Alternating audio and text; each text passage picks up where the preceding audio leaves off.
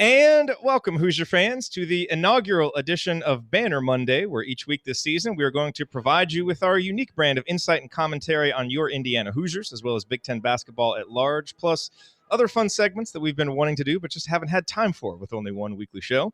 This is the first edition of Banner Monday, and it is our 431st episode overall of the Assembly Call, recorded on the afternoon of Monday, October 26, 2018. I am your host, Jerod Morris.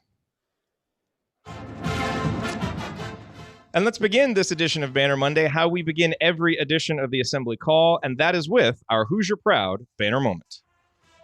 And Indiana is the national champion. When it comes down, Indiana will be champion. Smart takes the shot. The Hoosiers have won the national championship.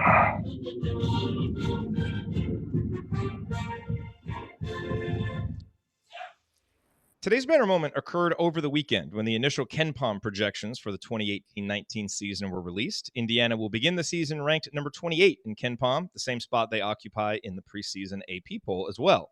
Now, this represents a huge jump over the spot Indiana started and ended last season with. The Hoosiers began the year 65th in KenPom and ended it 71st. And while preseason projections can only tell us so much, and plenty of teams will over and underperform their current rankings, history does inform us that preseason rankings in college basketball are pretty predictive, generally speaking, for which teams will be good, which teams will be bad, and which teams are likely to be caught on the bubble in between. So it's a positive sign that Archie Miller has his Indiana program back hovering near the outskirts of KenPom's top 25 in just his second season. But here's the big question for Indiana and Archie Miller this season. Can this Indiana team actually improve upon its preseason KenPom ranking? Because it's not something Indiana has done with any recent regularity. I just gave you the numbers for last season, which represented a 6-spot drop from preseason ranking to postseason ranking in Archie's first season. In 2017, Tom Crean's final season, Indiana opened the year 16th and finished 44th. In 2016, Indiana started 13th and finished 11th, so that was solid. But in 2015, Indiana started 26th and finished 48th, and in 2014, started 25th, finished 63rd. That's an average drop over the past 5 seasons of 18.4 spots. Not good, especially for a program that still wants to believe it's one of college basketball's blue bloods. So Indiana getting its preseason ranking back into a respectable range was a necessary first step for Archie Miller. Now the key is to actually build on it as the season progresses and finish in a better place than we start. Okay, now let me introduce my esteemed co-host for this first segment. It is a voice that you are all too familiar with. He's a columnist for The Big Lead and a co-host of The Hangover, and you know him as Indiana radio's most opinionated, polarizing, over-the-top personality. I pretty much have an opinion on everything. He is Ryan Phillips. Ryan, thank you for making the time to be part of this new little content experiment that we're trying here. Do you have anything that you want to rant about this week? Just or do you want to save it for Thursday? Just that I'm extremely tired because I was up doing a radio show. I woke up at 4 a.m. today to do the morning show on 1090, the Mighty 1090 in San Diego Sports Leader, the Mighty 1090.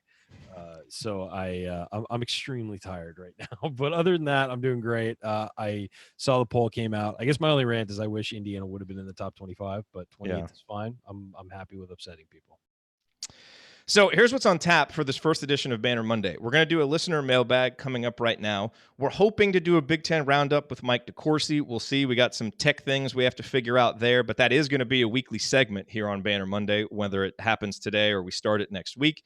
And then we're going to do something that we're calling Basketball 201 with Ben Ladner, one of our new interns this year, going over the basics of pick and roll coverage, including how Indiana covered it last year and how the Hoosiers might try to cover it more often this season. So that'll be a really interesting segment. All of that coming this week on Banner Monday. Before we hop into this week's mailbag, I do want to just remind you real quick about the best way to shop online for great deals on IU basketball and football tickets. Remember this URL, iutickets.shop. It will take you right to SeatGeek, where you can immediately find the best deals on IU basketball tickets, other sports tickets, concert tickets, and more. And as a bonus, you can use the promo code ASSEMBLY to get $20 off your first purchase. And when you use that URL, iutickets.shop, we actually get paid a commission for referring you. So it is a great way to support the show. Again, the URL is iutickets.shop. Thank you. Okay, Ryan. So as you know, and as many of our listeners know, every week on Assembly Call Radio, we reserve our final segment for listener questions. And it always makes for a fun discussion. But the one kind of frustration that we have is that we almost never have time to get through all of the questions that are submitted. So we decided to reserve the first segment of Banner Monday to answer some of the extra questions that we don't have time for on Thursday, plus any new ones that come up over the weekend. You can always submit questions to us via Twitter, inside of the Assembly Call community, if you're in there. So lots of ways to do that, and this is going to give us another spot on a weekly basis to get to those questions. Ryan, you ready to start answering some questions? Let's do it. Okay, so here is the first one. This one comes from East Coast Hoosier. He says, with the season right around the corner, curious how we feel kind of about the season confidence-wise compared to, say, a month and a half ago. Has anything changed for you over the past month and a half that's made you more or less confident? Not really. I think we're kind of where we were. We had Hoosier hysteria, but I don't think that really changed anything because we didn't really see much. I think other than Race Thompson maybe stepping out and looking, but we on the show have talked up Race Thompson for a while, so that didn't really surprise me. I don't know. I'm kind of at where I was. I guess some of the confidence in Devontae Green maybe has helped some, but other than that, I think we're kind of where we were all offseason, really. Because I think we've all been pretty optimistic on the show. So I don't think that there's really been much of a change. What about you? Yeah, I would say I'm probably about right where I am. I think, there have been a couple things. I think, you mentioned kind of the point guard thing with Devontae Green. I think some of the comments about Robert Finney and maybe how both of them. Yeah, maybe how prepared he is, to step in and play right away, especially defensively. That gives me some more confidence just in the stability at that position. Kind of seeing how Evan Fitzner has seemed to ingratiate himself, and obviously his shooting is advertised. But I think for the most part, we kind of expected some of that stuff. So I think I'm kind of in the same place. I'm certainly more excited. I get more excited by the day. Of course. I'd say that I think Fitzner might be the thing that people would be a little more optimistic about. If there was one aspect that kind of makes you a little more, oh, hey, all right, we got something here. I think Fitzner's probably it. But other than that, I think we're kind of where we were. Yeah. Yeah, and Not really that's a bad thing. That's no, because we've been very confident. Right. I will say the only thing that balances that stuff out, and the reason why I can list those positives and not be more confident, I guess, is I do continue to reflect on last season. And I guess, kind of those numbers that I stated earlier where Indiana has underperformed preseason expectations. Maybe there's just a little bit of kind of that weathered caution of seeing this program have expectations and not live up to them that is keeping me from maybe adding some confidence. But, I'm still very confident. I think it's going to be a really good season. I think this team has a really high ceiling. I'm just ready for the games to start so we can actually stop projecting and talking hypotheticals and actually see what this team does on the floor. So I think everybody is. We're yeah, knock this out. Okay, so here's not really that fun of a question, but we're going to hit it anyway. From Josiah, what team will give Indiana their first loss of the season? That's interesting because if you look early on, there are some games that are against top. I would say comparatively to what we're used to seeing in the preseason, the non-conference. Some tough teams, and you got Marquette, you've got at Arkansas, and then of course at Duke, and I think most people are projecting them to lose at Duke, and I would say that's probably the one where you're looking at and say, okay, that's where they're going to get the first loss. But both Marquette and Arkansas, especially for a younger team, if you're looking at how many contributors are going to be young, those are both tough games. And Marquette plays really up tempo and shoots a lot of threes. You're going to have to, the outside shooting is going to have to be there for Indiana this year to compete with a team like Marquette, because that's a unique up tempo style team. So if Indiana's not hitting its threes, that Marquette game could be a loss. At Arkansas, it's always hard to go on the road early on in the non-conference. But I would say Duke is probably where we're targeting the first loss. But those two other games jump out to me as well as potential bumps in the road. Yeah, I mean, that Marquette game is going to be tough. The reason why I think that we will win that one is that it's at home. The atmosphere is going to be insane because it's the first big game. So that gives us the edge there. And I think, you go on the road to Arkansas, that's going to be a really tough matchup. And I think it can really be important for this team long term. It's also a 12:30 game, which I hate those early starts. Yeah, it's weird. So, I mean, I do think we'll win that one, but I think it'll be close. So I would say the same thing. I mean, I think the smart money is probably on it, on it being Duke, although I think, we'll have a better chance to win that one than some people think. But I guess if I had to, to kind of bet on it, I would say Duke, because I feel confident in our ability against Marquette. And there's something about that Arkansas game that just keeps reminding me of the NC State game in 2011, and that's a game that we won. So I'm gonna stick with that comparison.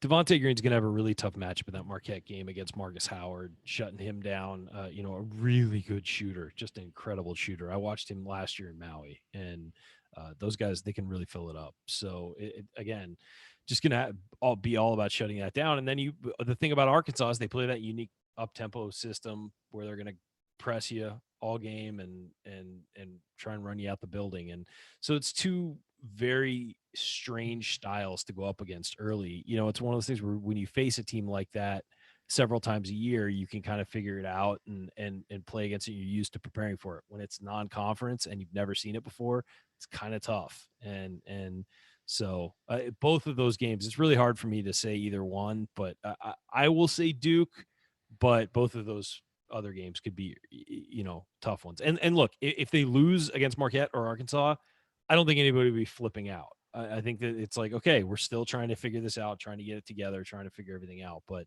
people shouldn't be. There will be people flipping out. No, of course. But, hopefully again, it's not us. And the way, what we've known about college basketball for a long time is you start to judge teams at the beginning of January.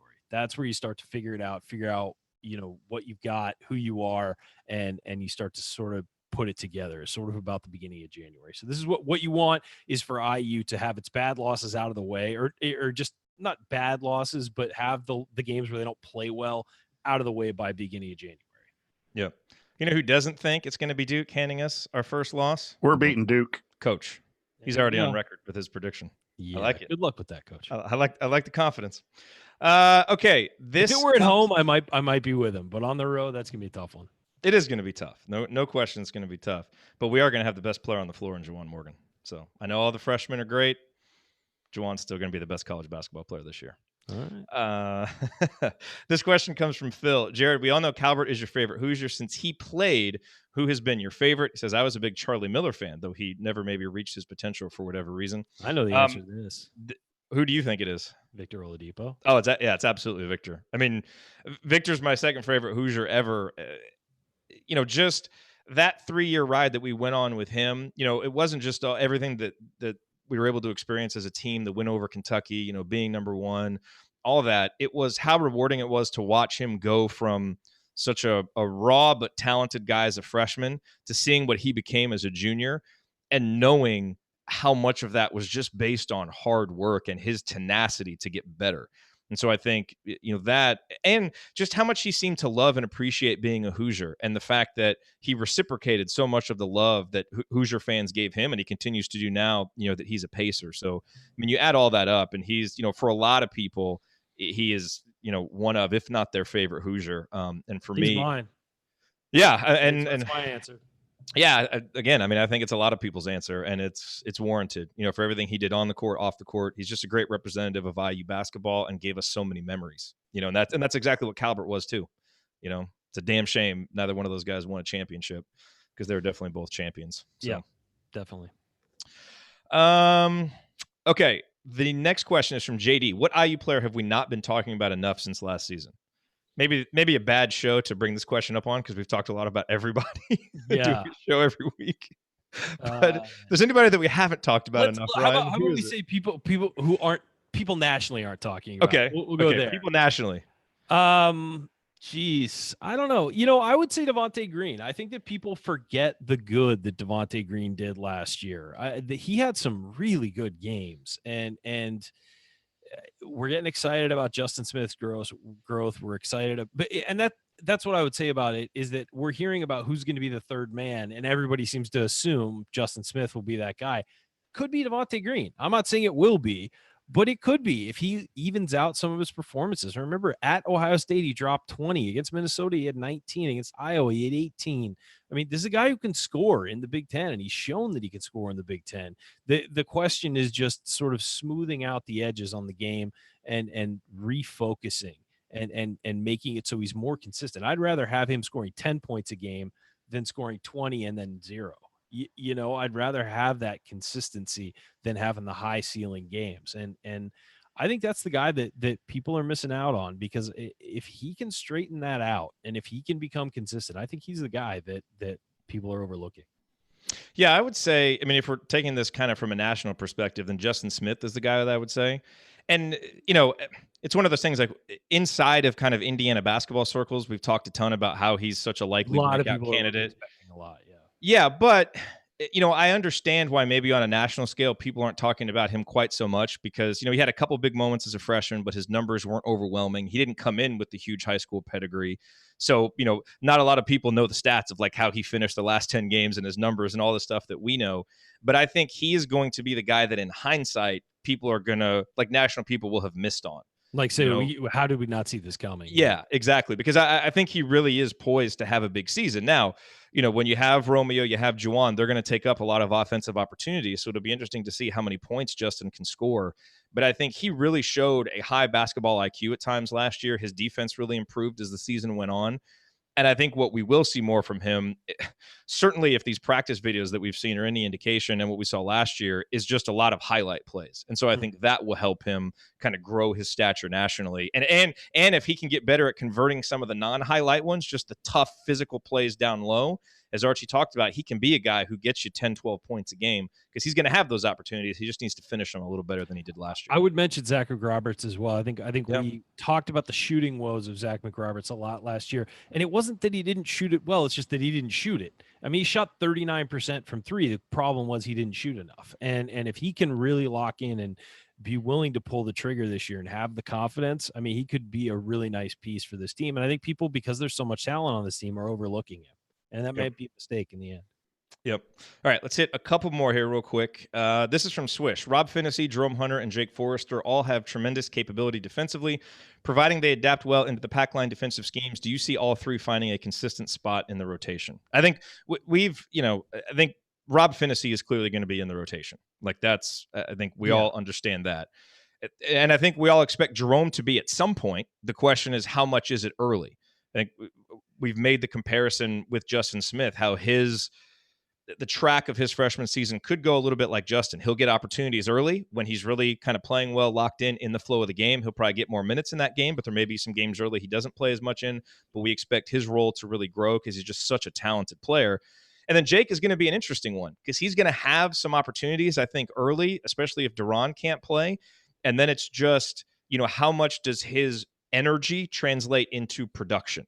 And sometimes that's not always easy for a freshman to do, but he's going to get a chance. And then it's just going to be what he does with it when the lights are on. What I would like to see almost this year from Indiana is have almost like two lines, like in hockey. Like you have your starting five and then have Rob Finney, Jerome Hunter, Jake Forrester, sort of on a second unit like you see in the NBA where those five guys play together and develop together. Now, obviously, you'd have mixing and matching based on fouls and substitutions or whatever, but I think it'd be great if there was a second unit that played together, could be consistent with each other, and you could really, truly give all five starters some solid rest rather than having a guy like Juwan Morgan or Romeo Langford play 33 minutes a game. Bring that down to 28 so they're fresher at the end of the season. Jake Forrester, the other two I expect Finney and Hunter to definitely be in the rotation. Forrester, you hit the nail on the head. It's going to be about finding spots in the rotation where he can contribute. And then when a guy like Duran Davis, if he comes back all the way and is playing, how does he find his way on the floor? He's going to have to earn those minutes later in the season by playing well early in the season because it could definitely be something where he just, doesn't play himself into the rotation long term. Yep. Okay, last question, Ryan. This is from Mark. So last year you were questioning the 2 foul sit in the first half rule that Archie uses, sitting guys in the first half once they get 2 fouls. Do you think that with more depth he might be willing to relax that a bit, or do you think it is more of a coaching thing where he's sending a message to players that they need to play without fouling and it isn't just about saving them for the second half? What do you think, Ryan? I think with the 2 fouls and you sit rule, I think if you pick up the fouls in the first 10 minutes, you definitely need to sit because there's way too much time for you to pick up a third. And so leaving a guy in with all that time, like, look, if you pick up your second foul with 3 minutes left in the first half or something like that, maybe you leave a guy in and or whatever. But if it's early, you got to get him out of the game. I'm sorry. But for how long? Well, agree. You get him out, and then you see how the game's going. If you desperately need that guy late in the first half, if you can survive without him, you leave him on the bench. That's just how you do it. I'm sorry. I know that is against against your philosophy, but I think if you can survive without him, you leave him out until the halftime. If not, if you feel the game slipping away, then you slide him back in. But you certainly have to take them out as soon as they get that second one, then see how the game is going, and then insert them back in. I think that is more important. Preserving them for the second half is certainly more important because we see, especially with how it depends how important a player is. Is it Juwan Morgan? You're going to need him in the second half. Is it Romeo Langford? You're going to need him in the second half. But yeah, I would say with more depth, maybe he does relax that a little. But I also think with more depth, maybe you've got the room to leave the guy on the bench a little bit longer. So I think it could work both ways. It's really going to all depend on how Archie wants to coach it. But I think that the more depth, doesn't necessarily mean that it's easier for him to relax it. I think it might mean that he feels more comfortable leaving a guy on the bench for longer. Yeah, I don't have a rule on this. My philosophy is just that context matters. So a coach shouldn't have a rule. Like, you shouldn't have a rule where it's just like, okay, a guy has 2 fouls, you're sitting him for the whole half. I just don't like that. Because, look, how confident you feel in your bench, whether you think that the 2 fouls were bad calls, but the guy is playing good defense, if it's a young guy or a more experienced guy, there's so much that goes into making those decisions. I just like to see the full kind of breadth of the situation, the full context be taken into account rather than 2 fouls, you're sitting for the half. I don't like that. Now, I think you look at Archie's history, and KenPom now has a metric on this that tracks this. And he's been a guy, all throughout his time at Dayton, I think there was only one time that he was in like the top 200 in terms of leaving guys out there to play more. So he is very conservative when it comes to this. Obviously, he knows a lot more about basketball than I do, and I trust his decision-making. But we'll see. I would like to see him open it up a little bit and let context dictate it a little bit more. But we'll have to see. We don't really know Archie well enough yet to know. And it's not always easy to make a comparison from what he did at Dayton to what he did now because the talent and the depth that he has now is different. So the context changes. So I don't want to base it just on what he did at Dayton because it could be, it could be a little bit different. But there was nothing that we saw last year, I guess I would say, to suggest that what he did at Dayton, wasn't just his basic philosophy on it. Yeah, I'd agree. I think that you develop who you are and your philosophies very early, and you tend to stick with that. But we'll see what happens. I don't know. We'll see if you're right. The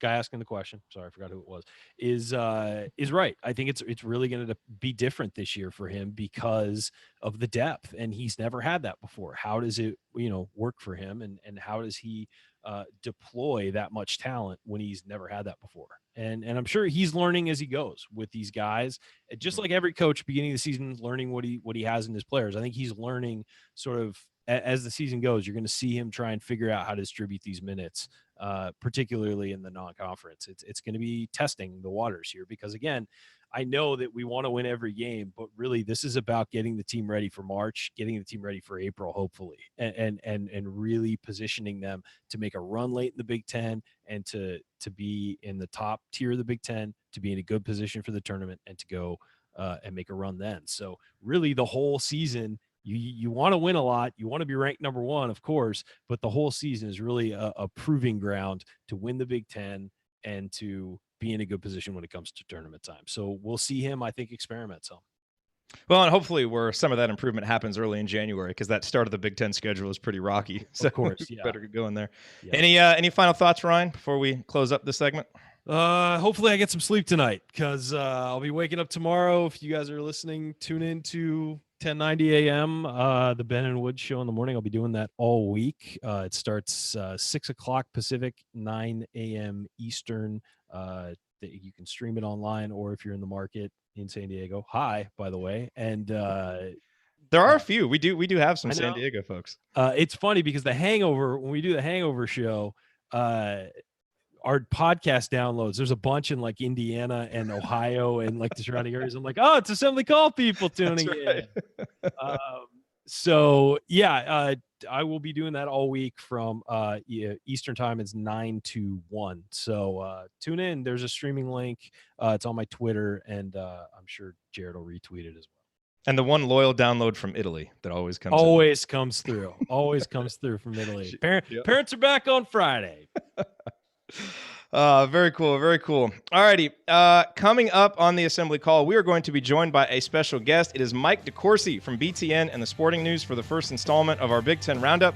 We're going to discuss his thoughts on IU, impressions from Media Day, and much, much more. Stick with us here on the assembly call.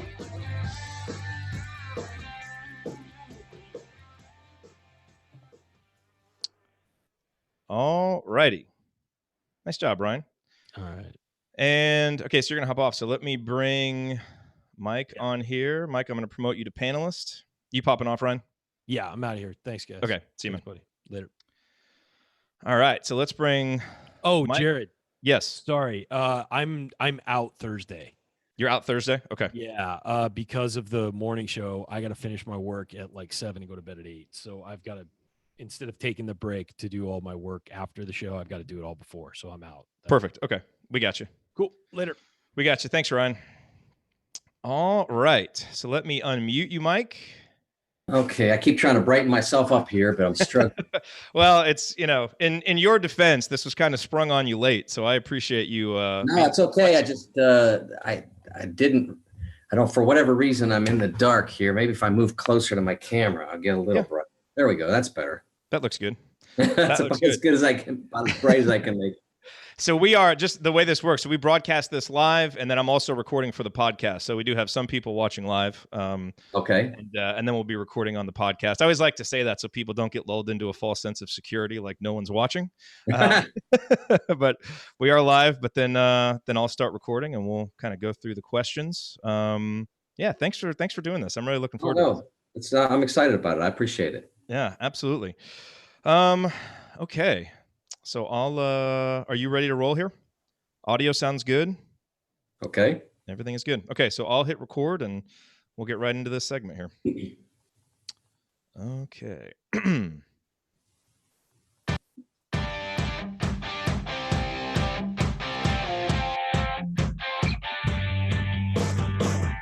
All right. And welcome back to the inaugural edition of Banner Monday.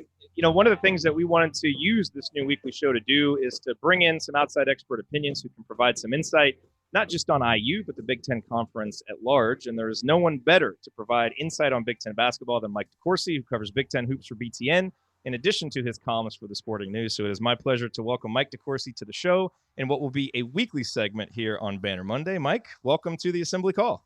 Well, thanks for having me, Jerod. It's an honor. Absolutely. Absolutely. And it's, as I was just talking about with Ryan, it's coming. You can kind of start to feel it coming. It kind of sank in for me earlier. I was listening to Zach Osterman do a radio interview, and he said, we're basically just a month away from Indiana playing Duke. And for some reason, like that game has always felt kind of so far away. And it's true. Like it's going to, the season starts soon. It's going to hit fast. And I know, as much as you love college basketball, you must just be excited and kind of ready to get things started. Well, especially given that the whole of the college basketball universe is going to be centered on Indianapolis on the first day, to have the Champions Classic at Bankers Life Fieldhouse, and to have Kansas, Kentucky, Duke, and Michigan State coming in for that game. And all of my colleagues in the business, for the most part, will be there at that game. This is, I think, the 8th or 9th Champions Classic, and I've been at every one. But obviously, it's a little nicer when it's only a half-hour commute to have to get down there. Yeah, absolutely. So let's start talking about Indiana, and that's how we'll begin this segment every week, is kind of getting your reflections on Indiana. And obviously, no games have been played yet. But what was your biggest takeaway from what Archie, Jawan, and Zach had to say at Big Ten Media Day? Well, other than Jawan looking really sharp, he was really impressive in his suit at Media Day, his outfit at Media Day. He was one of the top best dressed guys there. That would be my biggest takeaway. But I thought it was interesting that Arch, the way Arch talked about Romeo Langford and how he's working his way into the Indiana scene, and how hard he's allowing himself to be coached. And obviously Arch is going to push his players, and you have to be able to embrace that. And he is doing that, according to Arch, and the fact that he is really fitting in well. And I think it's going to be a fascinating thing to see how Romeo develops and how he's perceived. because in the time that I watched him play, and I did not see him play for New Albany, and it's a different animal when you are the singular star of a high school team and you're pursuing, there are days when you're able to score 50 points or whatever. But when I saw him in a mix of similarly talented players with the USA under-19 national team tryouts, what stood out for me was not a guy who was going to score 50 points or whatever, but a guy who was going to make the right play almost every time down the floor. And Indiana fans know basketball as well as anybody anywhere. But and so they may appreciate, and probably will, if those right plays lead to more victories, I think they will appreciate him. But I'm curious if Romeo settles in and he averages somewhere around 14 or 15 points, he could have a fabulous year doing that. But will it be appreciated universally that that's what he's doing? I worry about that a little bit, because when I looked at him and I watched him in that venue, that's what I thought I saw, a guy who would average that as a freshman and be wonderful doing it and be in service to his team being better. But I do worry sometimes people get so consumed with stats, whether or not people will expect too much of him. That's a really good point. Really good point. Have you had a chance to attend an IU practice, or do you have any plans to? Yet. No, it's on me. I was at Kansas and Missouri last week because I was doing the speech out in Kansas, so I haven't been able to get out there, but I'm hopeful that I'll be able to get out there in the next couple of weeks. What is maybe the one thing or the couple things that you'll be most intrigued to see or to watch when you get a chance to see him behind closed doors? Well, for me, the number one thing is what's happening at point guard. If you look at Indiana's team, with the depth and the athleticism that they have and the experience and the talent, you have two high-end talents on that team now with Juwan Morgan and Romeo Langford. And so then who's putting all that together on the floor and making it work? And a year ago, they clearly did not have the answer for that. And that's the question now. Do they have the right person to make that happen? Or do they, maybe in the year that they had, or the offseason that they had, did they find some new ways? Indiana has guys who can get the ball up the floor, and there are ways you can play offense where it doesn't have to be point guard driven. I mean, the Chicago Bulls won 6 championships and no one knew who really their point guard was because they ran the triangle, and point guard was not the key in that offense. So there are different offensive approaches you can take that de-emphasize the point guard as long as you can get the ball up the floor and into your offense. And so maybe they go that way. So that's sort of what I'd be looking for if I were to go to a Hoosiers practice, or eventually when we watch them play in an exhibition game or a real game. Any players besides Romeo and Juwan that you're especially curious to see? Well, that's an excellent question. I think that I'd be very interested in Smith and what the progress he's made in the offseason, because he is a dazzling physical specimen. I thought he had a nice freshman transition to being able to show in certain circumstances what kind of impact he might have. He can be a high-end Big Ten player. I believe he will be a high-end Big Ten player. It's just a question of when. Is he that as a sophomore? Is he that as a junior? But that would be, how far has he come in his offseason and the progress he's made? That would be probably the number one thing, because if he's made that much progress, then they have 3 high-end Big Ten players, and then you're starting to talk about a team that might be in position to win a championship. Yep. So let's move beyond IU a little bit here, because you really want to use this segment to get your impressions of IU, but also provide some insight on the Big Ten as well. And one thing that we'll ask you each week is for your Big Ten power rankings, 1 through 4. So as you look at it right now in the preseason, who do you think are the top 4 teams in the Big Ten? Well, I picked Michigan to win the league. I don't really feel strongly about anybody, and in part because everybody's just a little bit missing something, at least on paper. Now, they may be addressing those and solving those issues as they go through preseason practice. And when we see them on the floor, we might not have those questions any longer. But on paper, everybody pretty much has a question or a series of questions. So I don't feel great about picking Michigan, but I love the fact that they are pretty much an intact unit from the defensive end. Their best defensive players are still in the program. They lost several of their best offensive players. But you go from Xavier Simpson at the point to Charles Robinson on the one wing and Jordan Poole on the other, and Isaiah Livers at the 4 spot. Yeah, those are the best defensive players that were in the program a year ago. Maybe Muhammad Ali Abdur-Rahman would rank with those guys as well. But 4 of their 5. And so I feel really good that they're going to be strong at the defensive end. And then who's leading the charge to figure out whether they can be a good offensive team, but a guy who's as good at figuring out offense as anybody in the country, in John Beilein. So that's why I went with them. Michigan State probably has the most solid roster. The thing that they need is something that John Calipari's talked about with his team, is guys who that will be difference makers, guys who can transcend the moment. I'm not sure who that is at Michigan State. Nick Ward has supposedly made a lot of progress in his conditioning and his game, but it's still hard now to win games and championships with a low post center. I mean, he can make a difference, but is he the difference maker? It could be Cassius Winston. I mean, he's got the ball in his hands on every trip, and he's really good with it, and I like him a lot. Or it could be Josh Langford. He could go from being a guy who could start 35 games for you to being a first option now that somebody needs to be. But I'm not sure about that. And then third, I went with Wisconsin because I expect them being healthy will make a difference in their team. And that includes not just the guys like Kobe King and Demetric Trice, who were gone last year, most of the year, but a guy like Brad Davison, who was a really good Big Ten player with one arm last year. His shoulder popped out so many times, he practically lost count, and it certainly impacted his performance. But when he was able to play, he still played effectively.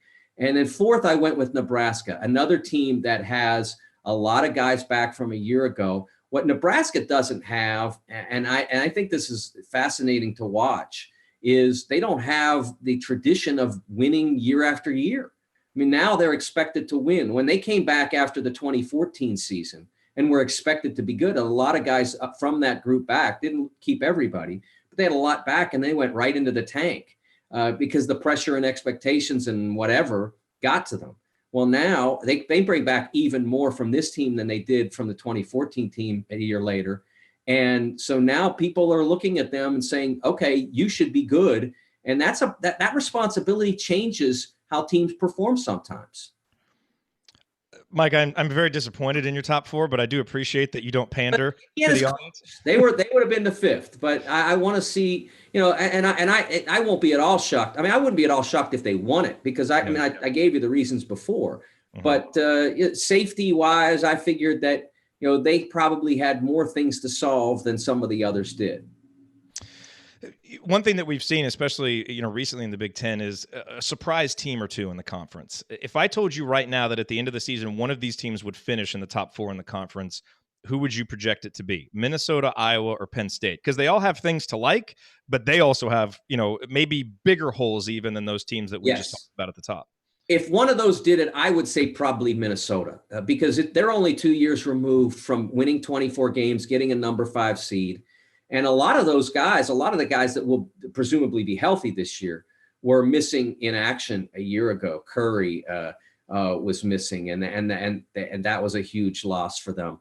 They had so many players that either got injured or got let go or dismissed or whatever through the course of last year. It was a disaster for them.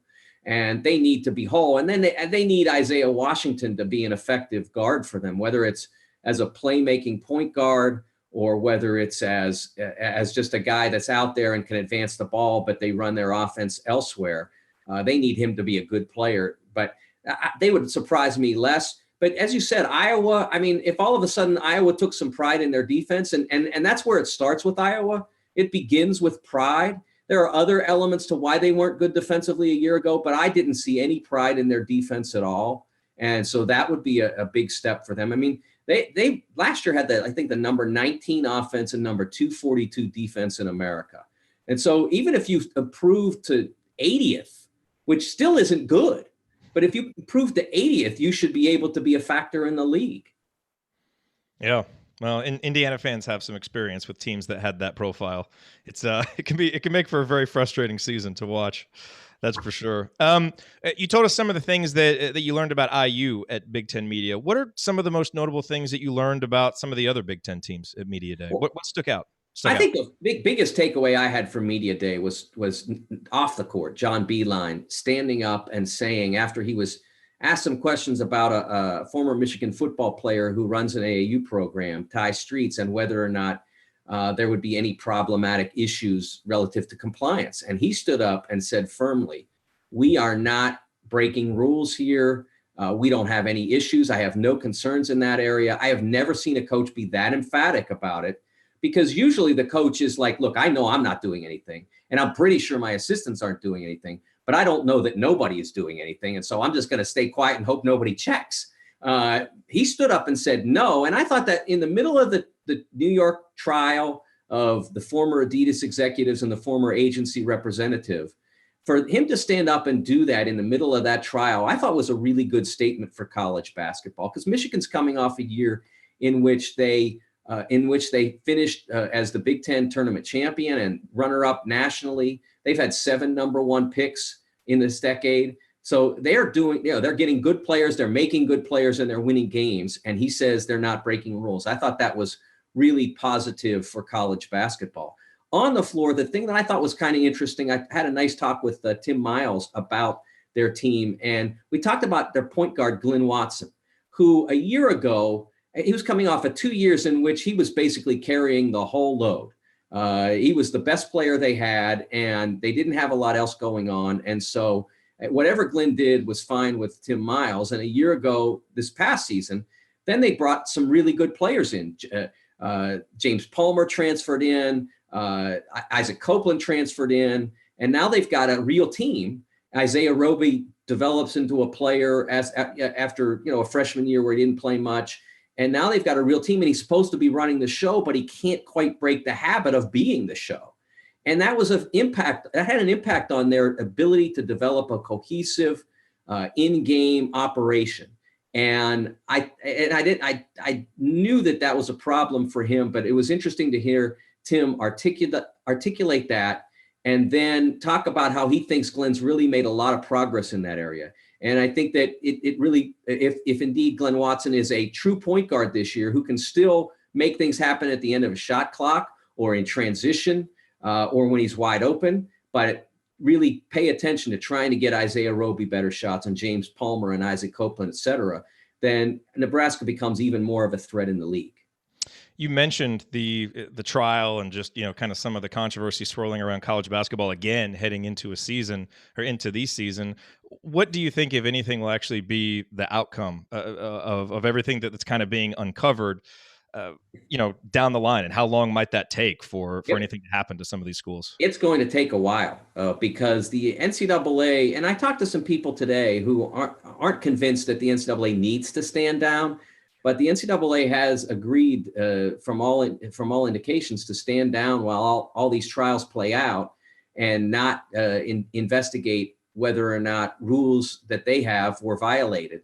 And so it will we're looking at one trial now. I believe there's one in February and one in May. Now, whether those February and May trials go through may be somewhat dependent on the outcome of this one.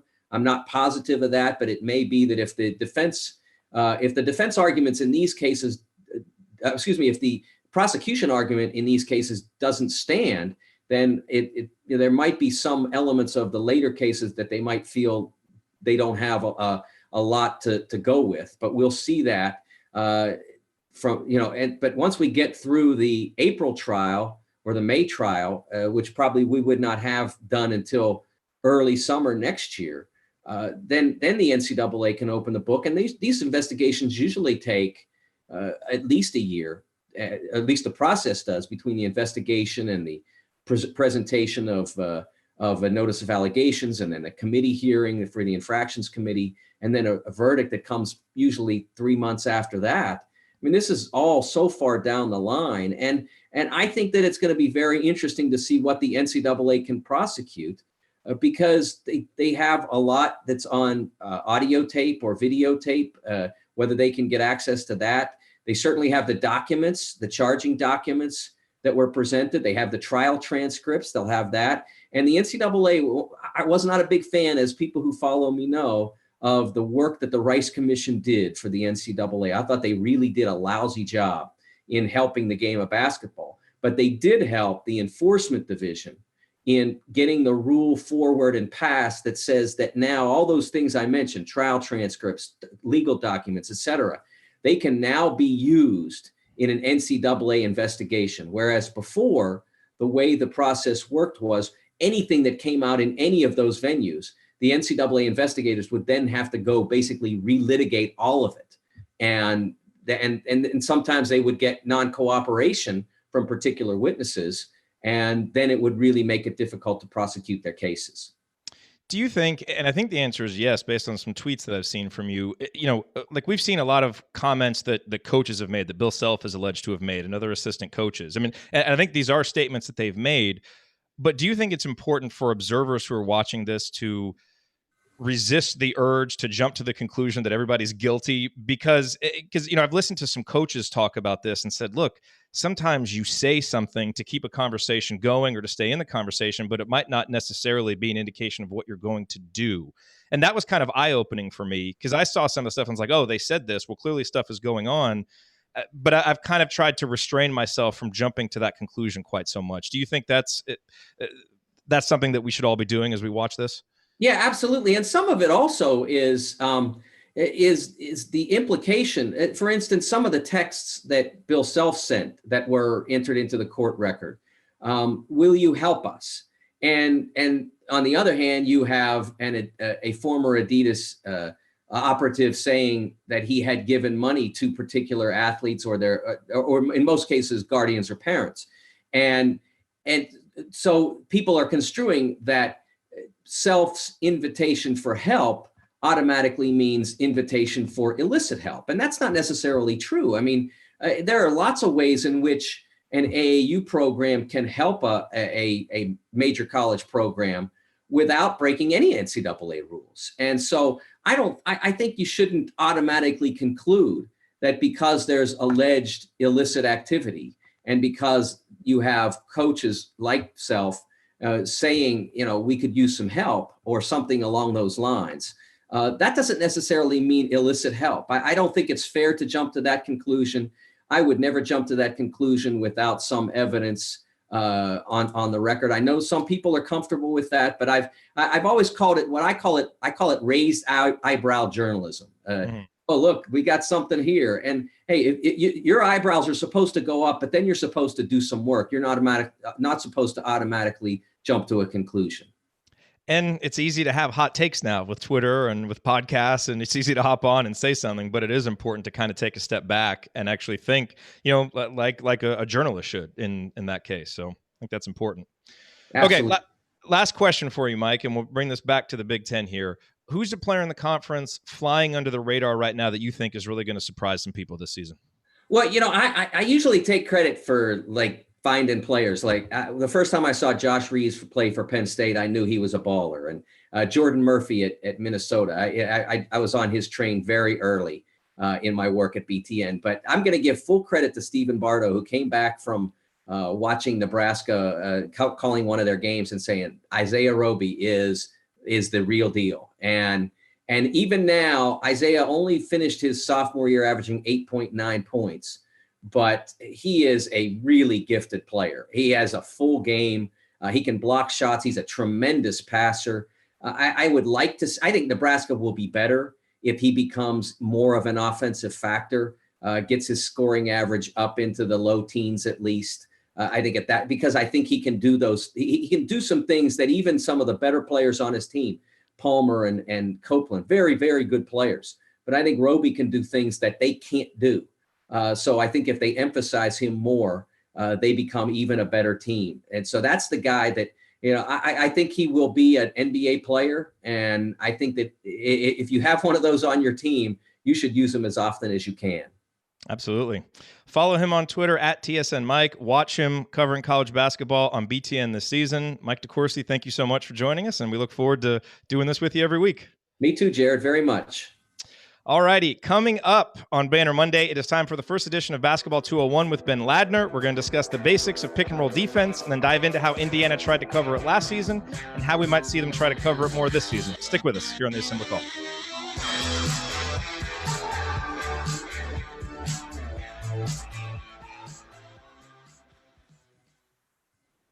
All right, and cut. Thank you so much, Mike. That was great. Oh, good. I'm glad it worked out. Yeah, and thanks for the flexibility with the technology. Oh, no problem. Is this a good way for you to do it moving forward? Yeah. This, as long as I'm in position. Now, if I get stuck in transit one of those times, there are some times I might get a bad weather or a late flight or something. Okay. And maybe we'll have to do it by phone or whatever. But okay. This works for you, and so I'm happy to do it this way. Perfect. Okay. Yeah, and we can be flexible with that too. So. Okay, great. Excellent. Well, thank you, and we look forward to doing it every week. Me too, Jerod. Thanks. Great. Thanks, Mike. All righty. Excellent. Man, that was fun. I'm glad that worked out. We weren't I wasn't sure if that was going to work out. We were going to do the phone, and then I had an issue with Zoom where we couldn't do that, and then last second he was able to hop onto Zoom. So really, really appreciate Mike being flexible like that. That was great. And it's going to be nice kind of being able to have his insight talking about the Big Ten as we go through the season. So that's one of those things. I've kind of got a standard list of questions I'm going to go through with him, but in the chat, because I'll be monitoring the chat, or if you have something specific you want me to ask him any week, just shoot me a note and then I can try to work that in.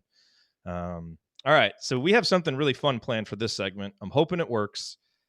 I'm going to bring Ben on here. Ben and I did a practice run of this before, and it worked out great. So we're going to try and do it again here. And here he is, the great Ben Ladner. How's it going? I'm hoping this works too. Yeah. Hey, nothing like, just kind of trying things live on a broadcast, right? Give it a shot. No, we did our due diligence. We practiced this. We did a test run. So everything should go well. How you feeling, man? I'm feeling good. I'm ready to go. Ready to talk some pick and roll defense, get into the nitty gritty of the game. Good. And I'm gonna do a little intro. We'll start the segment. I just want to give people a little intro to you because obviously, people have probably read your work on Six Banner Sunday and seen you on Inside the Hall, but this is your first appearance on the podcast, on the show. So we'll do that. And then, do you have the option still to share your screen and everything? Everything looks as it normally did? Yes. Got it. Perfect. All right. Well, let's hop into this and we'll see what happens. And then one thing to remember, we've got people watching live and some people watch on video, but we do want to remember that a lot of people listen on the podcast. So we want to, kind of try to be as descriptive as we can be for the people listening on audio. And then we'll just see how people respond. People might say like, this was an awful podcast experience and we'll just make it video, but I think we'll be able to do it in a way that makes sense for the podcast too. Yeah. Hopefully. Okay. Let's do this. I'll, get the recording started. Here we go. All right. Oh, real quick, is the lighting okay behind me in this room? It's good enough. Yeah. Okay, this is probably as good as I can get it, so that's good. Yeah, it's good enough. It'll work. Okay. All right, here we go.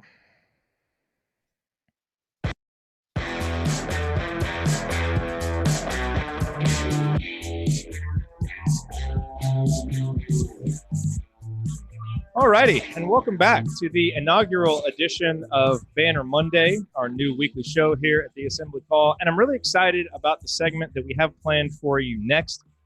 It's a bit of an experiment. I know this is going to work out pretty well on video. We're going to see how well it works out on the podcast. But this is the first edition of Basketball 201 with Ben Ladner. And basically, we're going to discuss the basics in this segment. We're going to discuss the basics of pick and roll defense. We'll dive into, kind of talking about specifically how Indiana tried to cover it last season, how they might try to cover it this season. And kind of our idea with this segment is, this is obviously beyond the basics of basketball. No Indiana fan needs that explained.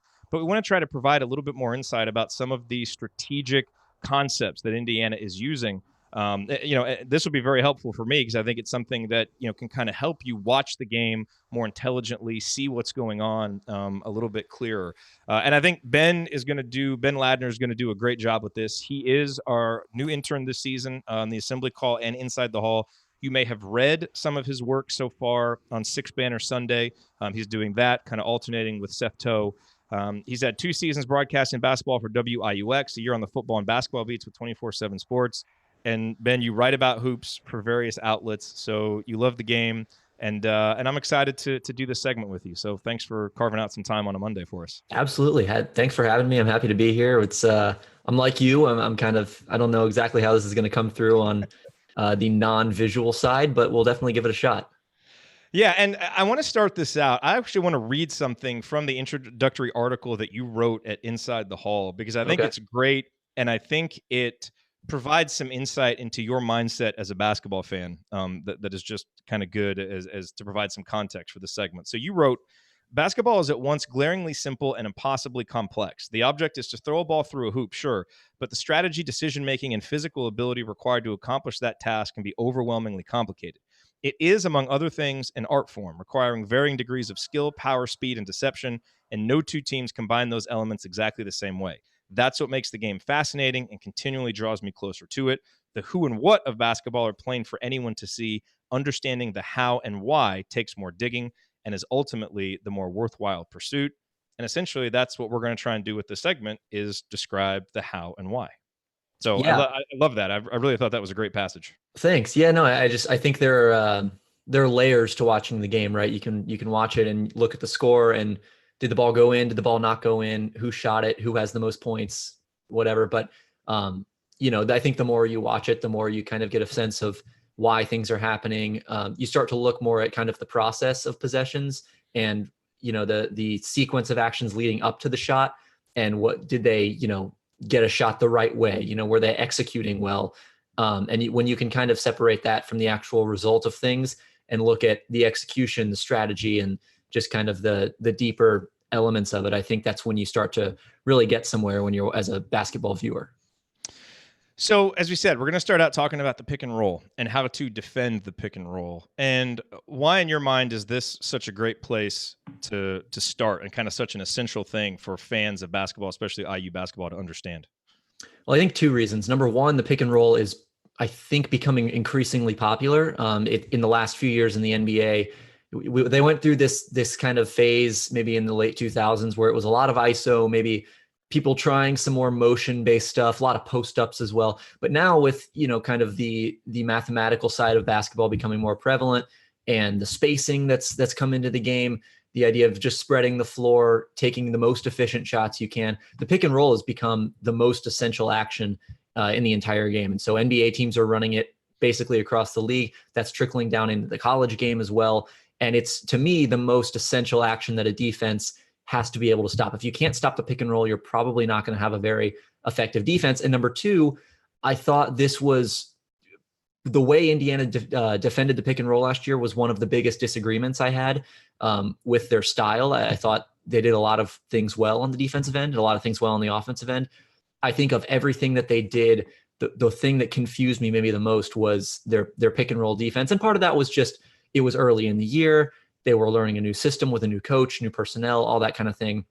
But, to me, I thought they could have been more effective defending it. And so when I look at their outlook for this season, when I look at the personnel they have and how good a team they can be, that's maybe the biggest area, maybe other than 3-point shooting, but that might be the biggest area where they have room for improvement and can really step up and be even better than they were on defense last year. And there are a lot of different ways to defend the pick and roll. And as we go through, the first couple of weeks with this series, we're going to talk about a lot of them. But we want to start with the 2 that are kind of the most important, the way Indiana did it last year, and then a way that we've talked about them possibly doing it moving forward. And so the way this segment is going to work is it's not just going to be us talking about it. You've actually got some videos, you've got some clips to walk folks through this. And so, again, we're going to try and explain this in a way that makes sense on the podcast. But if you want to actually see the visuals, you can go to our YouTube channel at any time, youtube.com/assembly call. This will be in episode 431. We may actually break this video out and put it there by itself as well, so it's easier to access. But you can always go get the visuals for this if you want to see them to kind of be accompanied with what we're talking about. So let's go with the first clip, Ben, and just start kind of going through this. All right. So this is a hedge. This is what Indiana did for most of last season. Later in the year, they started going more to a drop coverage, which I guess we'll get into maybe next episode. But this is how they started the year. This is a game against Howard, obviously early in the game. We've got the ball here on the right wing, Josh Newkirk defending the ball, Howard's kind of getting set up in their set. And it starts off, they clear that other guy out of the way and just run a straight side pick and roll, trying to get to the middle. Ball handler goes left, and Indiana, what they would do was bring this big man, the guy who's guarding the screener, bring him all the way out and stop the ball. And basically the point of hedging a pick and roll basically is to either cut this guy off and prevent him from coming around and getting middle here, or forcing the ball out of his hands and making him go to the roll guy or maybe to this guy over here and just kind of delay the possession and make sure that this guy cannot get around and penetrate in the middle. So we see Jerod Davis come all the way out. He cuts him off. You look how far Jerod Davis is out on the floor. I mean, almost halfway to half court. Yeah, it's a good 30 feet from the basket. Yeah. And so what this does, and we'll see kind of the consequences of this in the next clip, but what this does basically is it gives the offense, if this guy can get rid of the ball, the offense has a 4-on-3, right? It's 1, 2, 3, these 4 guys for Howard against these 3 guys for Indiana, because Josh Newkirk and Jerod Davis are guarding the ball. And the man that Jerod was guarding is now cutting toward the basket after he's right here. So Juwan Morgan has to slide over to pick him up. Robert Johnson is 1 pass away right here, so he's in help. And basically Devontae Green is kind of zoning up on this weak side. And if the ball goes to him, he closes out there. If it goes here, he closes out there. And he's basically in charge of taking away both of these guys. And like I said, in the next clip, we'll see how that can be dangerous for an offense. But Howard comes around the corner. Newkirk is able to get, rewind it. He kind of goes over the screen, but under Jerod Davis, gets back in front of the ball, and Juwan Morgan over here slides over. Once Davis gets back to his man, they're able to kind of return to these normal matchups, and it's just a 1-on-1. Newkirk stays in front. Good closeout by Robert Johnson. Howard drives middle. Johnson able to guard his yard, and they're able to shut off that action. Howard would transition into another one. And and what's so clear here when you watch that clip is, of the 5 defenders Indiana has on the floor, Jerod Davis is the least athletic, like the least, adept at making the kind of movements that he's being asked to make there. And I mean, that's, part of why Howard wants to put him in that pick and roll to defend that, but he's got to really cover a lot of ground and do it quickly. Right. And that can be one of the challenges, is if your big man isn't the quickest guy. I mean, the Celtics used to do this all the time with Kevin Garnett.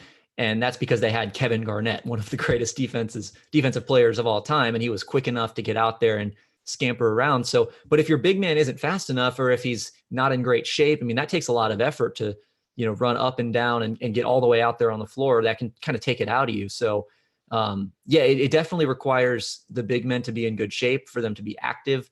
And it's a good point you make. And and the thing with Jerod, and we've talked a lot about his struggles defending the pick and roll, is it's never been about effort with Jerod. Like, he's always been a guy who's played really, really hard defensively and really tries, and you can tell he's trying to move as fast as he can. He just gets in those situations where he's got to cover so much ground against guys that are quicker than him, and it's just a mismatch. Yeah, and it can also be when they, if the hedge is successful but the ball handler gets rid of the ball, it's recovering and getting back to your normal matchups before the offense is able to attack. That can be a challenge too, because A, sometimes you don't know where you're going because the matchups can change. And B, if you're 30 feet from the hoop, you have to sprint all the way back underneath the basket and cover your man and get back to him. So it's a lot of work. And to me, it is a little bit, I mean, if you can simplify the pick and roll, I think that's what you want to do. And to me, it's almost hard work for hard work's sake. You always want to work hard on defense, but if you can conserve energy, if you can play it without having to, work hard, and you can rather work smarter, then I think that's probably the better way to go. And for a guy like Jerod too, it can lead to fouls, because as he's trying to move so quickly, then he's got to stop on a dime. It can get him out of position and get him leaning and make him vulnerable to foul calls, which we saw from him.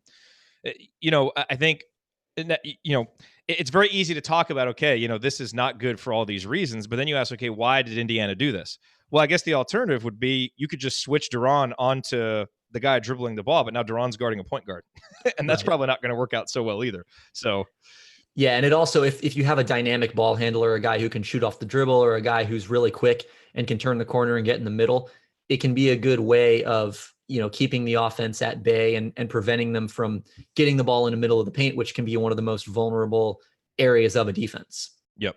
So it certainly has its advantages. I don't mean for this to come across as though it's completely useless, because obviously, Archie Miller is a great coach and he's using it for a reason. And I want to show everything is another clip here. And I'll just say everything is context dependent. Everything is based on your roster and the opponent, and there can be, different ways to do it for different teams. So, all of these have their strengths. They're all strategies for a reason. So, yeah. So the second clip I want to show is one that people might recognize as well. It's actually an example from the NBA, but it's a strategy that the Warriors hedged a lot in the finals, actually. And whenever they play the Cavs and a LeBron James team in general, see if I can enlarge the video here.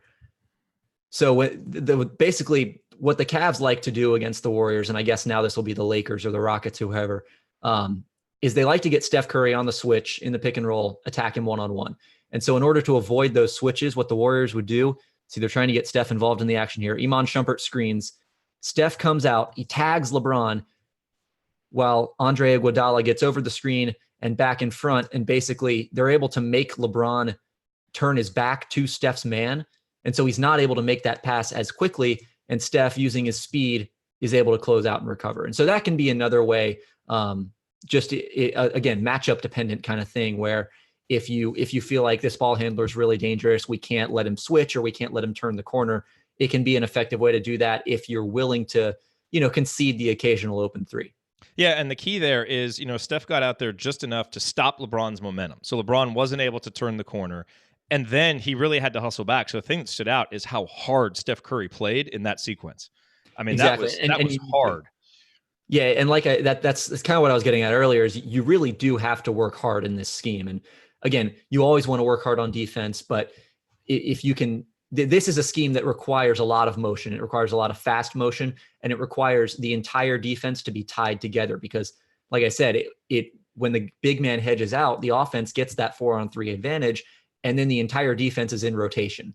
And the next clip I'm going to show is a good example of how a good offense, a smart offense, can hurt that, because when you have that 4-on-3 advantage, if you move the ball quick enough and decisively enough, you can find an opening. And sometimes it's almost a least of all evils choice for the defense.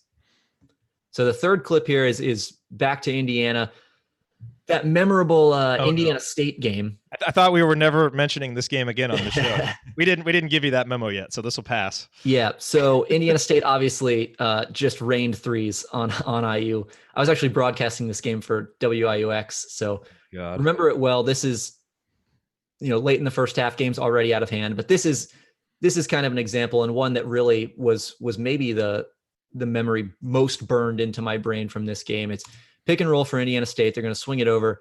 Now they get it up top. Indiana State had shooters, or had big guys who could shoot the ball. This guy whose name is escaping me, number 35, he was able to torch Indiana, and so were ISU's other bigs, by when they set the screen, rather than rolling down here, which is what the defense wants, because Freddie and just to describe this for the podcast folks, he's setting the screen at the top of the key. And so you're talking about rolling down toward the bucket. Top of the key, ball handler wants to go right and middle. And so Freddie McSwain is down here at the block guarding his man. If the roll man rolls, then Devontae Green over here on the right wing can either come in right here to the lane and tag him, or Freddie McSwain can step up. Preferably you'd want to have Green come here, because otherwise the guy at the block, the offensive player, is wide open.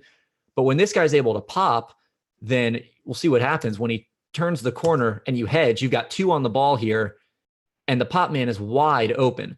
And so that puts Devontae Green in a pickle and basically has no right choice to make here, because the ball handler, Brenton Scott, is going to get rid of it. Over here on the wing, Devontae does the right thing by going up to stop the ball, because this is an open three if Devontae doesn't come and contest. The problem is that because you hedged and you put two guys on the ball, Green was the only guy on the weak side. And so ISU basically is, by having this guy pop to the left wing, is able to overload this weak side.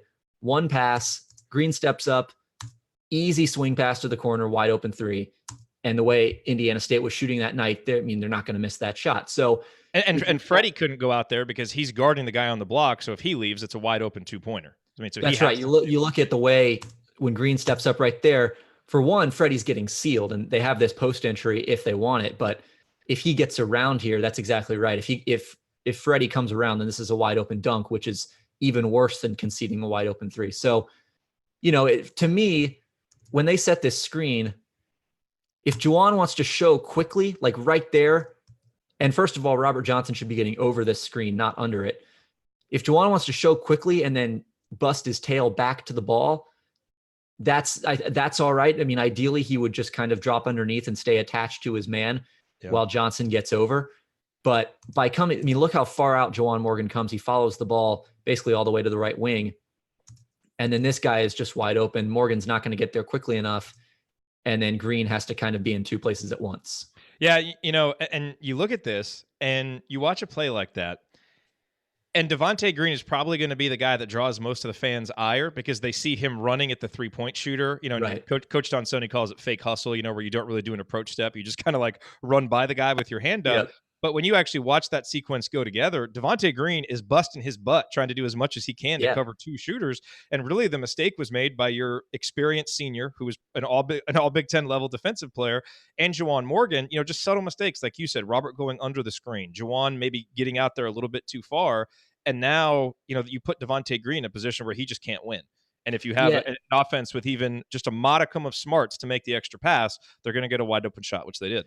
Well, and that's the thing is that I don't even think the mistake was that bad. I thought they executed the scheme fairly well. It's just a problem with when you play that scheme against a team that has personnel like Indiana State, and a lot of teams do now with those popping bigs. When you play a team like that whose bigs can shoot and just hurt you on the pick and pop. Indiana did this a couple of times to Duke with Juwan Morgan when he was able to pop. It's just the scheme I don't think is quite as viable because it's banking on being able to help inside the paint.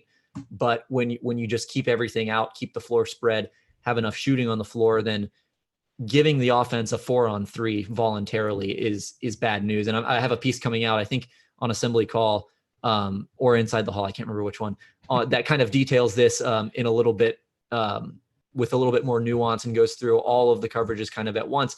And a couple of the video clips I use was one of them was Indiana doing this to Duke, and the other was a play that they actually executed correctly against Michigan where, like you mentioned, Devontae Green, again, makes a really nice play and help defense, and he's able to shut off the pass rather than give up a 2-on-1. Yeah, and, you know, one of the lessons here is, you know, when you see a wide open three-pointer being shot, don't immediately blame the guy who's running out there to try and defend it, because it could have been, you know, something that happened 5 or 6 seconds earlier or 3 or 4 passes earlier that sets that entire sequence up to happen.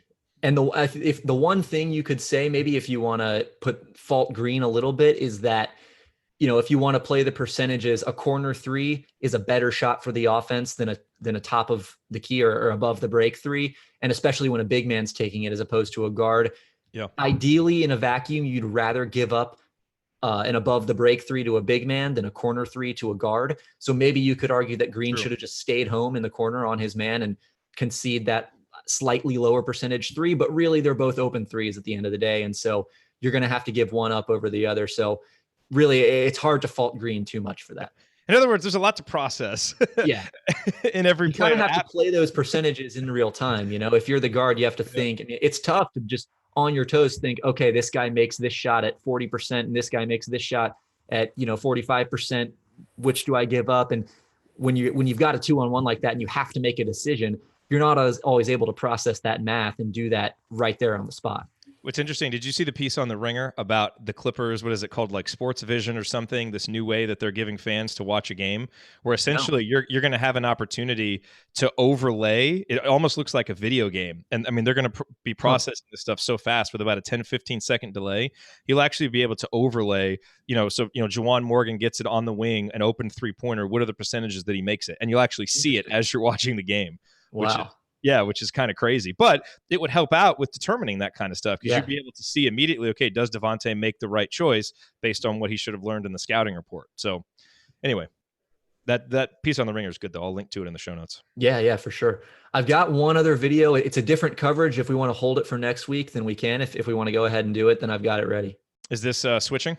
This is oh, you're right. We haven't even gone to switching yet. Yeah.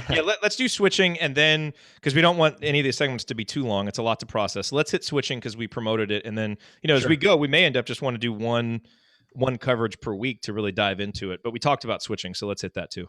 Yeah. So IU didn't do a whole lot of switching last year. So the video I have is actually from the first round of the NBA playoffs, Raptors versus Wizards. And so basically what you have here, basic man-to-man defense, and what the Wizards are doing, like a lot of NBA offenses do, they're trying to get a guard, Bradley Beal, switched on to a big, Pascal Siakam. They couldn't get it there on the DHO. So Lowry, this is the right wing for those of the people not watching. Mike Scott, Bradley Beal, pick and roll. Lowry's guarding Bradley Beal.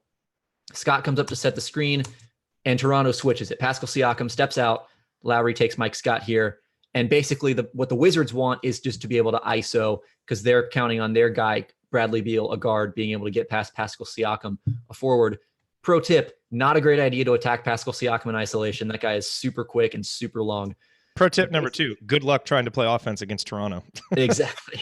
And they don't even have Kawhi Leonard at this point either. So, so Beal, sets up 6 on the shot clock in the fourth quarter, attacks Siakam. Good defense, able to keep hands high, stay in front, cuts off the drive, and forces a pass to Satoransky and a missed shot. So great defense there by Siakam. That's a pretty simple clip, but switching is a simple scheme. And that's kind of the essence of it, is you basically try to get as many versatile defenders on the floor as possible so that you don't have to, put the defense in rotation. You don't have to have your guard fight over the screen and risk that, 1 second where the guard's able to throw the pocket pass. If you can switch it, it minimizes the amount of space that the guard has to work. It minimizes the amount of time that you put the defense at a disadvantage. And so you just have your guy pop out on him and you take your chances. Maybe he's, if you don't want to have Deron Davis switching out there on Carson Edwards because he's likely going to get torched in the isolation, but you basically take your chances that the simplicity of it is if you're just able to stay in front of someone for 5 seconds, then and force a tough shot like Siakam does here, then that's a win for the defense. And so very simple scheme. I think it's maybe easier for certain players because they don't have to think about what kind of coverage they're playing. They don't have to think about the rotations they need to make. They can just get out there, move their feet, switch onto the ball. That's something I'd like to see Indiana do more often this season. They have Justin Smith. They have Juwan Morgan, Jerome Hunter, even Jake Forrester, I think, is a pretty quick guy for a big man. They've got a lot of guys between 6'6" and 6'8" who are quick and strong and can move their feet. And I think especially, just the 2 through 4 positions, Zach McRoberts is another good example. On those ball screens, they don't always have to, have their big man come out and go 30 feet from the basket to cut off the ball. They don't always have to have the guard fighting his tail off to get over the screen. I think if you have the opportunity to switch and you don't feel like you're at that much of a disadvantage because you have guys who can guard multiple positions, to me, if you have the personnel to do that, then I think you do it. Yeah. I hope that made sense. That was a long-winded explanation, but I hope it came through all right. No, it did. And I hope to see Indiana do it too. And it's not something Archie Miller has done a lot in the past, but he talked about being more open to it.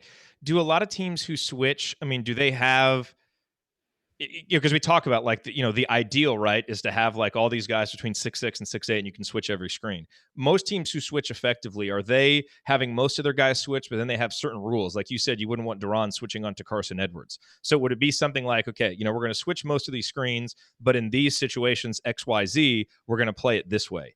And at what point does that get too complicated and you start getting diminishing returns? Yeah, so a lot of teams do that, where if they have a guy, if they're playing kind of small ball, but they still keep a traditional center on the floor, maybe they'll switch 1 through 4 or maybe 2 through 4, just so that they can have their point guard if he's a smaller guy and their big man if he's a slower guy.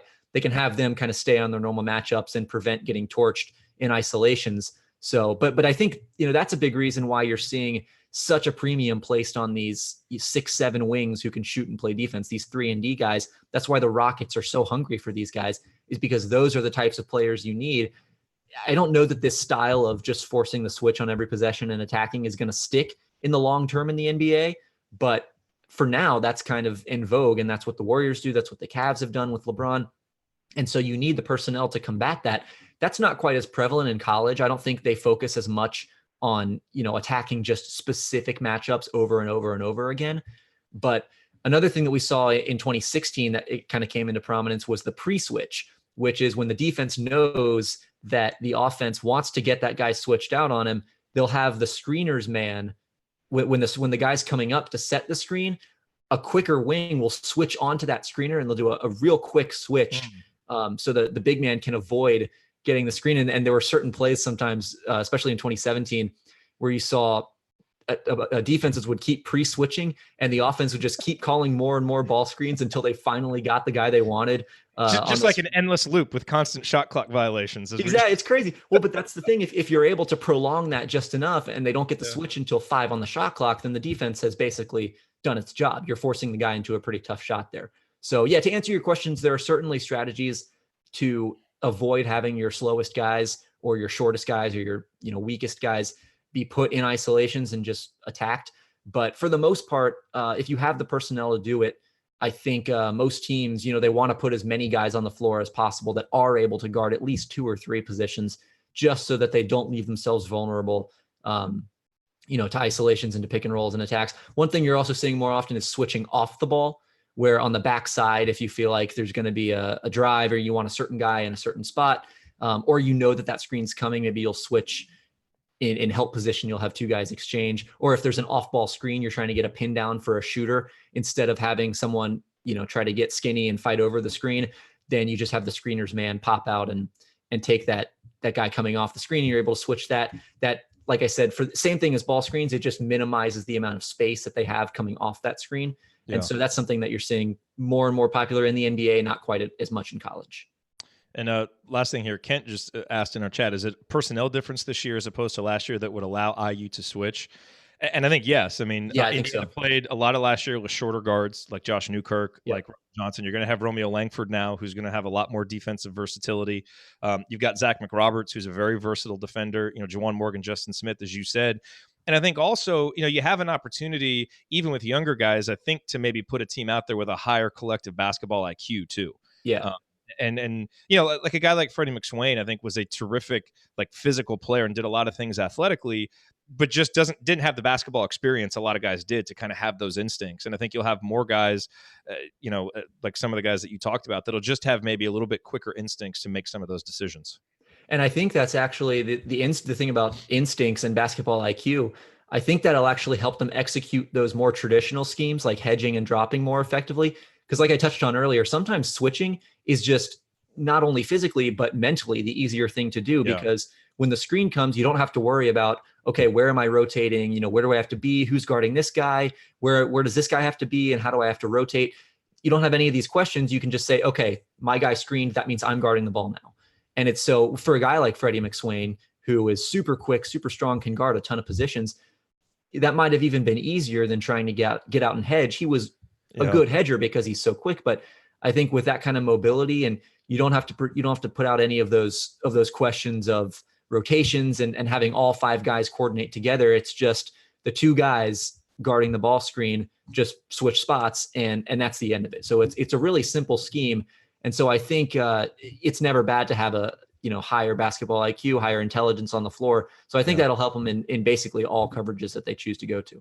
Yeah.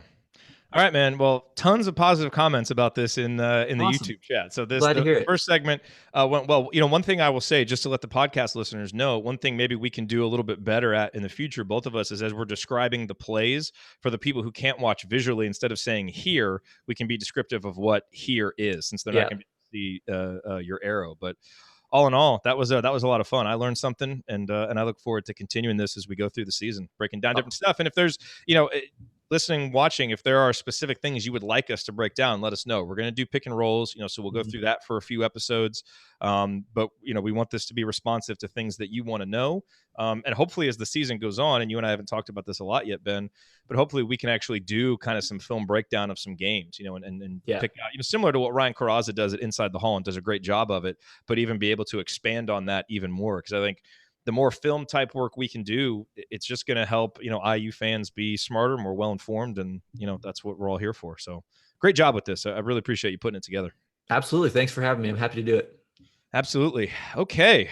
Well, that is going to do it for us on this week's episode of Banner Monday, our first, hopefully the first of many.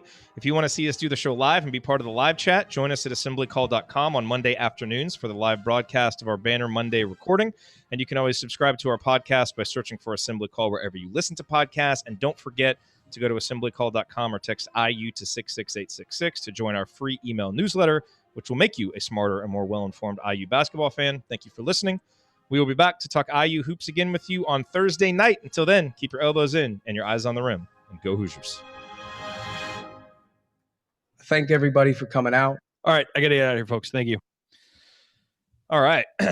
Perfect. Awesome Cool. job, Ben. That was great, Thanks. man. Thanks for having me. That was a lot of fun. Yeah, the transition to screenshots, I thought that all went well. I think having the cursor helped. So, yeah, we'll just try and get a little bit better at, saying here when we're describing stuff. But that was great. Awesome. Cool. So, I'm guessing we'll probably do this segment around probably 345, 350 each week once we get done with the mailbag and then DeCourcy. So that'll probably be kind of the rhythm that we'll fall into. So Cool. If you ever can't do it, just kind of let me know ahead of time and we'll definitely plan ahead for it. But I think maybe Thanksgiving and Christmas breaks would be the only time. And even then I would probably have time to do it. So yeah, there's a couple weeks where we're not going to do the show, and it might be those weeks because I think those Mondays might fall like on New Year's Eve and the day before Christmas. Yeah. I say that maybe we'll end up hopping on anyway. We've done that before on holidays, but probably we'll try to take that time off. And then one other thing, podcast on the brink this week, we're going to do the mailbag. So let's do your schedule preview. Yeah, I'm in the process of editing that right now. What kind of because I can get it down as short or long as you guys want. What kind of length are you thinking on that? I mean, it's the beauty of a podcast is we can go as long as we want. So if there's stuff that you don't think is useful for people to hear, cut it out. But if it is, leave it in. And if it's a longer podcast, that's totally fine. So all right, yeah, I'll try to keep it on as concise as I can. But yeah, just use your judgment on it, and I'll give it a listen. And then we can edit it down a little more if we need to. But use your judgment. I'm sure it'll be good. Cool. Excellent. All right, Ben, thank you. And thank you, everybody, for being here live. Appreciate you joining us for this little experiment, but it went well. So we'll keep doing it moving forward. So we'll be back next week, and then we'll talk to you guys on Thursday night as well for AC Radio. See y'all. I'm going to go post the podcast. See ya. See you, man.